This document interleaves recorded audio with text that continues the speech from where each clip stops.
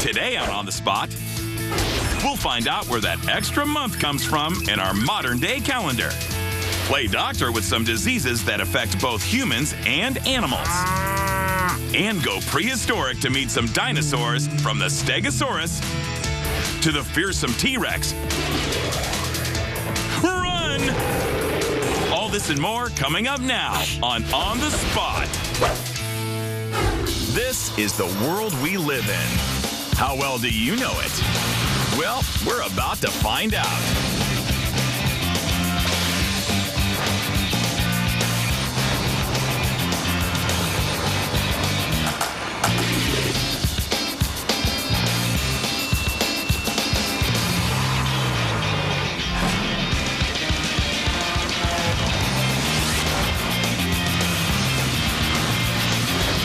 This is On the Spot. What's one thing that you can't own, but certainly keep track of every day? Well, it's time, of course. And what's more precious than that? Let's turn back those clocks. It's time to talk inventions. Which of the following was never used as a timekeeping device? A sundial, a water clock, or a wood-burning clock? If you guessed wood-burning clock, you've got it. Though the other options may seem a bit peculiar, all of them were utilized at some point throughout history to measure the passage of time. The sundial is, by all accounts, the clock's first form. How does the sundial measure elapsed time? Shadows, or by tracing the sun in the sky? A so-called gnomon, an erect angular piece jutting out from the flat base, would throw a shadow based on its distance from the sun, and this would indicate the time of day.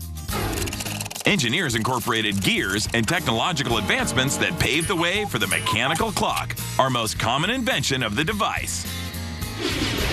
What new addition makes the mechanical clock more advanced than those that came before it? The escapement mechanism, the teeth on the gear's outer edge, or the Roman numerals on the face? Get out of here. It's the escapement, a mechanism that ticks in a steady rhythm, allowing the gears to move forward in a series of equal jumps. Before we knew it, we were hanging clocks from our necks, stowing them in our pockets, and even strapping them on our wrists. Which historical figure brought the pocket watch into fashion?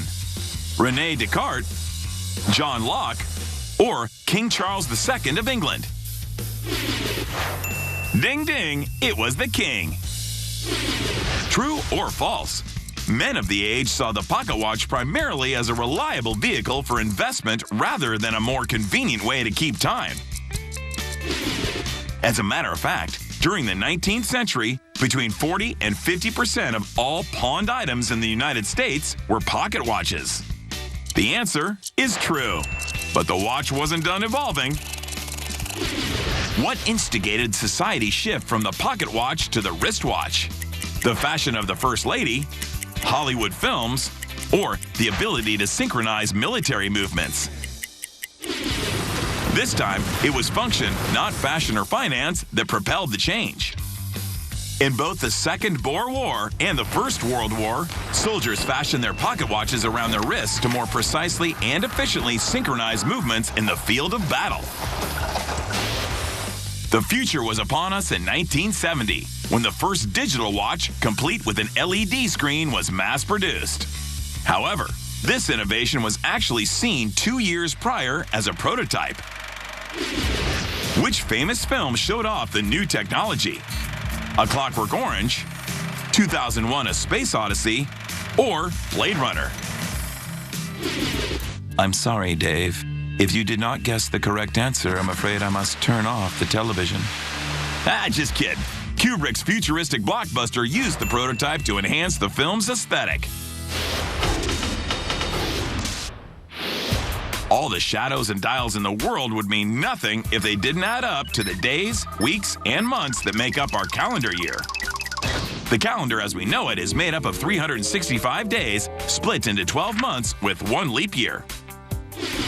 How many years are between leap years? 2, 4, or 6? 4 years is correct. But how did all these decisions get made? Who made them? And why? The calendar we use today was derived from the Roman calendar, a linear model that originally began the year in March, and, when necessary, added an extra month. Why was an extra month added to the calendar? To balance annual finances, to keep aligned with the seasons, or to commemorate a religious holiday. The Roman calendar only consisted of 355 days. So, in order to stay in line with the lunar cycle and maintain regularity with the seasons, an extra month, called Mercedonius, would sometimes be tacked on. One Roman leader was not satisfied with this system, though, so he scrapped the lunar month entirely and switched to the solar year. Name that leader. All hail Caesar! The famously betrayed general made the switch and called the new calendar the Julian calendar. It included 3 new months at the end of the year and extended the year to 365.25 days. That quarter day spurred the creation of the leap year. Caesar's calendar, along with the heavy influence of Judaism, brought forth the 7-day week. The names of the days we know quite well: Sunday, Monday, Tuesday, Wednesday, Thursday, Friday, and Saturday. What were the days of the week named after? Roman gods and goddesses, religious figures, or the 7 components of our solar system? The Sun, Saturn, the Moon, Mars, Mercury, Jupiter, and Venus inspired the names of the days we know so well. And now you'll never look at a watch, a week, or even a Wednesday the same again. Now it's time to feel better with a segment we call In Sickness and in Health. True or false? Hand, foot, and mouth disease is a serious illness that can be spread from livestock to humans. False. Man, I'll tell you, that name sounds awful. But HFMD is a relatively mild and common viral illness whose symptoms include fever, rash, and blisters in the mouth. Preschoolers are particularly susceptible, and it usually clears up in a little over a week. True or false?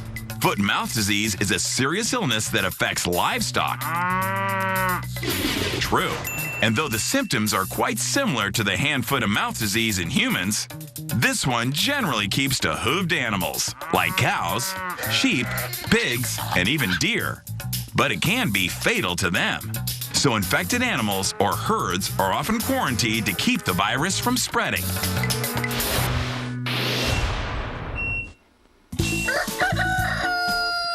Speaking of animal diseases, what's the name for a disease that can be spread between humans and animals? An epidemic, an epizootic, or zoonosis? Zoonosis. And now, which is not a zoonosis?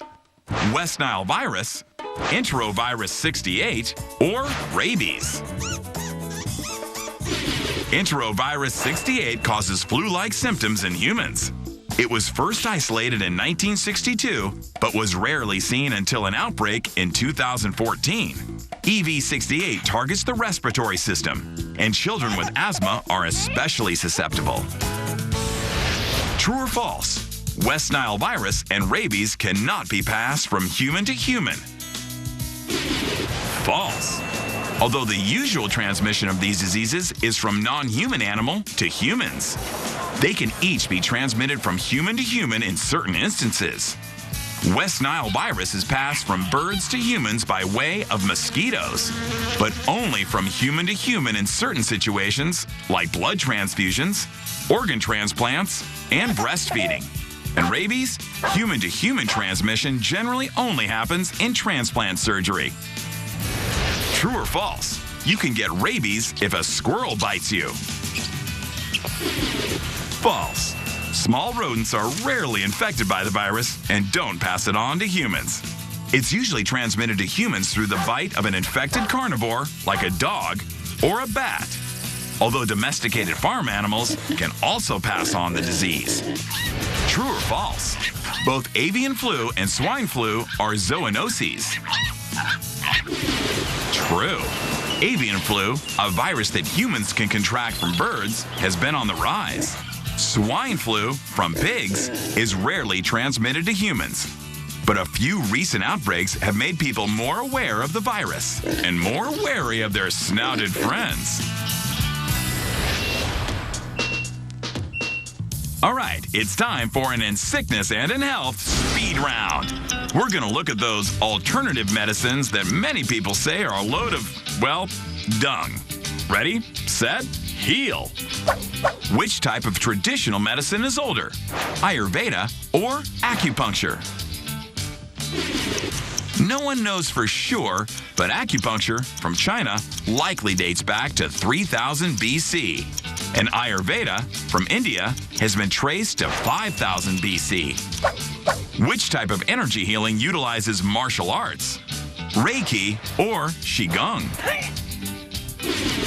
Qigong dates back 4,000 years and uses philosophies and techniques from Chinese medicine and martial arts. Reiki is a Japanese healing practice of laying on hands in precise patterns that was developed in 1922. Which healing philosophy is named for the phrase, like cures like? Homeopathy or naturopathy?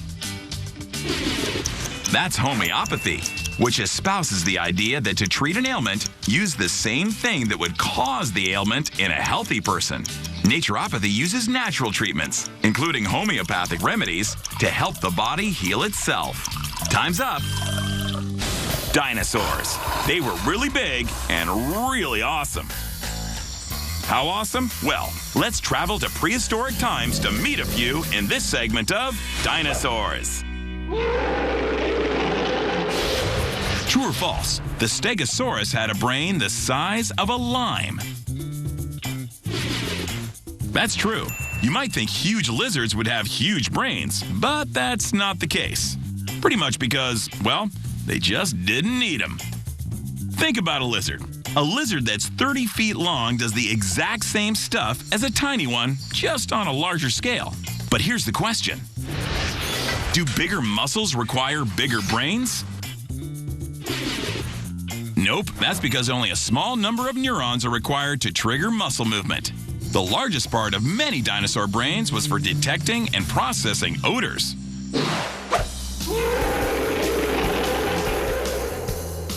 That was especially true for the T-Rex. It was basically just a giant body always chasing its nose around. So let's ask, did the T-Rex have a bigger brain than modern humans? It did. But what it didn't have was a huge cerebrum. That's the big outer part where humans do all of their awesome stuff. Dinosaur brains were big, but not in proportion to how big their bodies were. Their big bodies were kind of a big problem when their world came to a screeching halt 66 million years ago.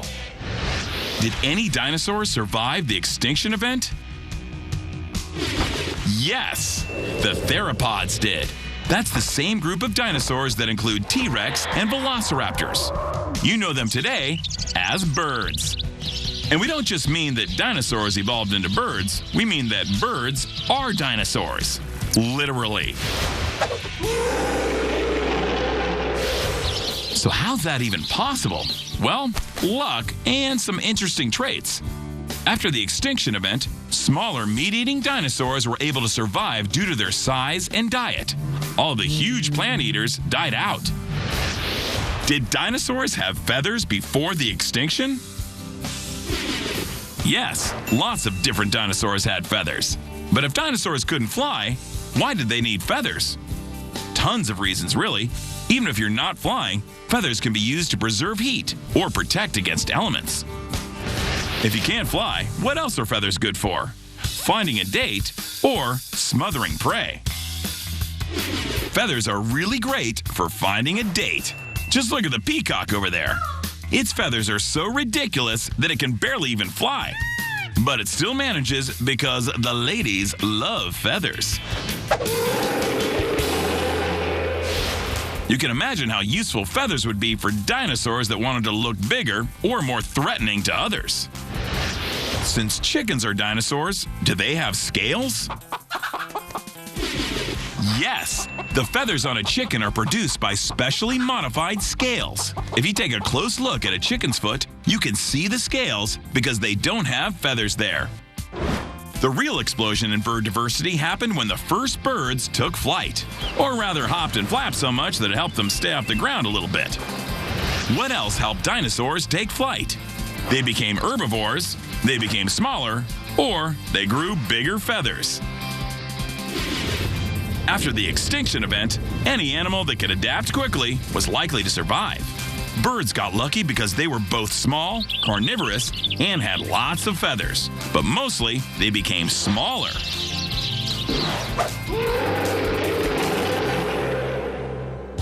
Once birds developed the ability to fly, their diversity skyrocketed.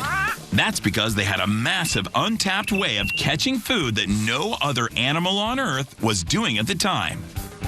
True or false? A bird's beak is actually an ancient claw. The answer is false. The bird's beak is an adaptation that happened to the snout of dinosaurs. Normally, there are two bones that form the snout of a dinosaur. You can see it on this alligator. In a bird, those two bones are fused together and form the beak. So if birds are literally dinosaurs, that means that somewhere in their DNA, they've got the plans for a T-Rex and Velociraptor. Maybe.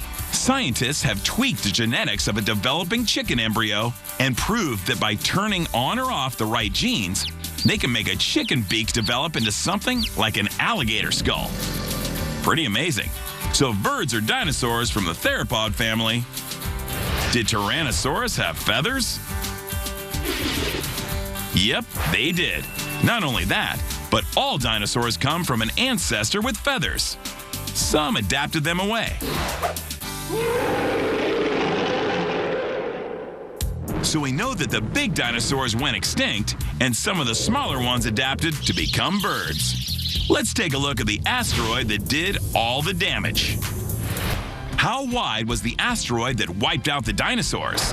100 feet, 1 mile, 6 miles, or 60 miles? The answer is 6 miles. It's incredible that a space rock 6 miles wide wiped out such a huge chunk of life on Earth. So how can something that's 6 miles wide devastate something that's almost 8,000 miles wide? Speed. Even though the asteroid was tiny compared to the Earth, it carried an enormous amount of energy due to how fast it was moving. It hit the Earth with 2 million times more power than the largest atomic bomb ever created by humans.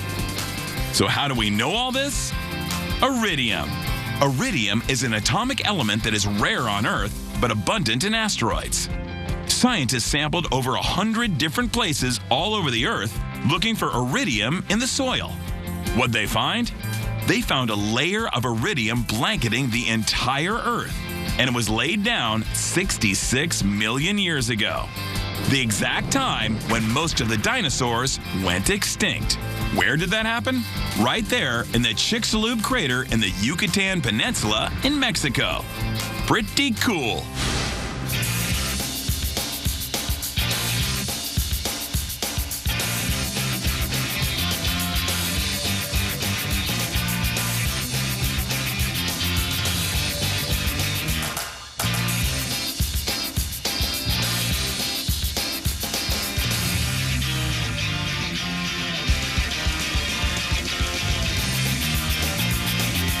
Stay sharp because you never know when you'll be on the spot.